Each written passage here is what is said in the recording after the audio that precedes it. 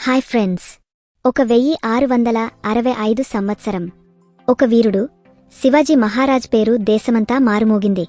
మొగలులను ఆదిల్షాహీని ఓడించి హిందవీ స్వరాజ్యం పునాది వేశాడు. కాని ఔరంగజేబ్కి ఇది రుచించలేదు. అతను శివాజీని, స్వరాజ్యాన్ని నాశనం చెయ్యాలనుకున్నాడు. ఇంతకీ ఏం జరిగింది? శివాజీ ఎలా తప్పించుకున్నాడు? 1665 నాటికి ఛత్రపతి శివాజీ మహారాజ్ గొప్పతనం దేశమంతా చాటింది. ప్రజలు తెలుసుకున్నారు, ఒక ధైర్యవంతుడైన యోధుడు వచ్చాడు, మొగలులను, ఆదిల్షాహీని ఓడించి హిందవీ స్వరాజ్యం స్థాపించాడు. కాని ఔరంగజేబ్కి ఇది ఇష్టంలేదు. అతను స్వరాజ్యాన్ని, శివాజీని నాశనం చెయ్యాలనుకున్నాడు. అందుకే తన పెద్ద సర్దార్లు మిర్జా రాజే జయసింగ్, దిలేర్ ఖాన్లను భారీ సైన్యంతో శివాజీపై దాడికి పంపాడు. ఆ సమయంలో మరాఠా సామ్రాజ్యం పెద్ద యుద్ధానికి సిద్ధంగా లేదు. అందుకే శివాజీ మహారాజ్ తెలివిగా మిర్జా రాజా జయసింగ్కి శాంతి ప్రతిపాదన పంపారు. జయసింగ్ ఒప్పుకున్నాడు, కాని కొన్ని షరతులతో. మొదటి షరతు, శివాజీ తన 35 కోటల్లో 23 కోటలను మొగలులకు ఇవ్వాలి. అంతేకాదు 40 లక్షల ఆదాయం వచ్చే ప్రాంతాలను కూడా మొగలులకు అప్పగించాలి. ఇంకా చాలా షరతులు ఉన్నాయి. ఇవి మహారాజ్కి నచ్చలేదు. కాని పరిస్థితులు చూసి అన్నీ ఒప్పుకున్నారు. అలా జూన్ 11, 1665న పురందర్ ఒప్పందం జరిగింది. తర్వాత జయసింగ్, ఆగ్రాకి వచ్చి ఔరంగజేబ్ని కలవండి అన్నాడు. శివాజీ మొదట ఒప్పుకోలేదు. ఔరంగజేబ్పై ఏమాత్రం నమ్మకం లేదు. కాని జయసింగ్ భరోసా ఇవ్వగానే ఆగ్రాకి బయందేరారు. బాల సంభాజీ రాజే కొంతమంది నమ్మకమైన వాళ్లతో మే 11, 1667న ఆగ్రా చేరారు. దారిలో మొఘల్ సుబేదార్ చాలా రుకలిగా ప్రవర్తించాడు. ఆగ్రాలో జయసింగ్ కొడుకు రామ్సింగ్ వాళ్ల బస, భద్రత చూశాడు. మే 16, 1667న దీవానే ఖాస్ దర్బార్కి శివాజీని పిలిచారు. ఇక్కడ నుంచి కథలో పెద్ద ట్విస్ట్ వస్తుంది. జాగ్రత్తగా వినండి. దర్బార్లో ఔరంగజేబ్ ఎత్తైన సింహాసనంపై కూర్చున్నాడు. మిగతా వాళ్లంతా నిలబడి ఉన్నారు. నిలబడే క్రమం వాళ్ల బలం, అధికారం ఆధారంగా ఉంది. ఎక్కువ సైన్యముంటే ముందు, తక్కువ ఉంటే వెనక. ఆ చారిత్రాత్మక క్షణంలో ఛత్రపతి శివాజీ మహారాజ్ ఔరంగజేబ్ ఎదురుగా నిలబడ్డారు. ఒక దర్బారీ మహారాజ్ని ఔరంగజేబ్కి పరిచయం చేశాడు. శివాజీ మర్యాదగా కొన్ని బహుమతులు ఇచ్చారు.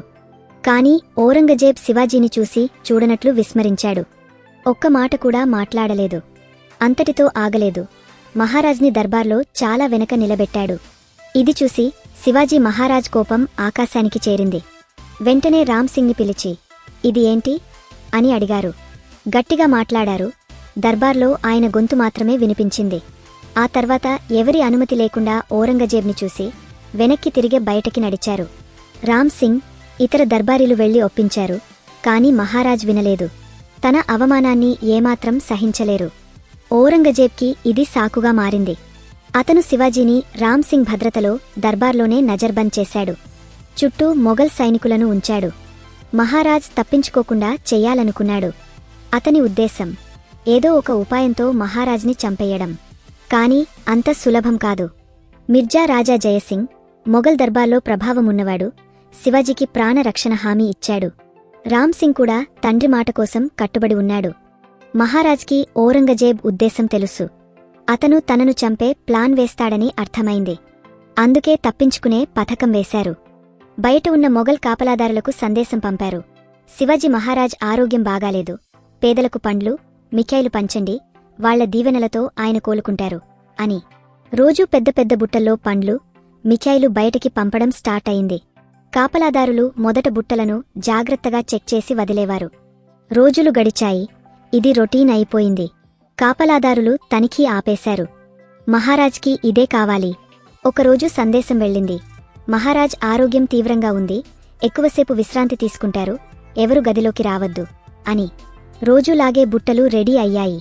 కాని ఈసారి ఆ బుట్టల్లో శివాజీ మహారాజ్, బాల సంభాజీ రాజే ఉన్నారు. మొగలులకు అనుమానం రాకుండా గదిలో మహారాజ్ లాంటి కట్టుకొమ్ములతో ఉన్న ఆయన సవతి సోదరుడు హీరోజీ ప్రసాద్ కంబళ్లు కప్పుకుని పడుకున్నాడు. ఒక చేయి బయట ఉంచాడు. అందులో మహారాజ్ కడియం పెట్టుకున్నాడు. ఎన్నో గంటలు కాపలాదారులకు అసలు విషయం తెలియలేదు. ఈ గ్యాప్లో మహారాజ్ దూరంగా వెళ్లిపోయారు. కాపలాదారులకు నిజం తెలిసి ఔరంగజేబ్కి చేరింది. అతను భారీ సైన్యాన్ని పంపాడు. కాని మహారాజ్ సాధువు వేషం వేసి సాధువుల బృందంలో కలిసి వేరే దారిలో రాయగజి చేరారు.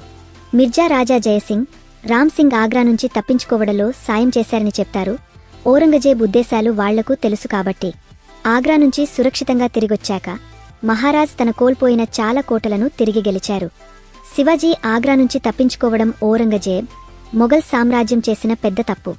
ఆ తర్వాత మరాఠా సామ్రాజ్యం విస్తరిస్తూ మొఘల్ సామ్రాజ్యం క్షీణిస్తూ వచ్చింది. ఔరంగజేబ్కి ఇది తెలుసు. జీవితాంతం ఈ పశ్చాత్తాపంతో ఉన్నాడు. అతను చివరి రోజుల్లో అన్నాడు, రాజుకి ప్రతి విషయం తెలియాలి. ఒక్క నిమిషం అజాగ్రత్త జీవితాంతం అవమానం తెస్తుంది. ఆ శివ తప్పించుకోవడం వల్ల నా చివరి రోజుల్లో కూడా ఈ యుద్ధాల్లో చిక్కుకున్నా అని. ఫ్రెండ్స్, ఇది భారత చరిత్రలో పెద్ద టర్నింగ్ పాయింట్ కథ. ఎలా ఉంది? ఇలాంటి స్టోరీస్ కావాలంటే ఇప్పుడే సబ్స్క్రైబ్ చేయండి. త్వరలో మరో కథతో వస్తా. అప్పటిదాకా జై హింద్, జై భారత్.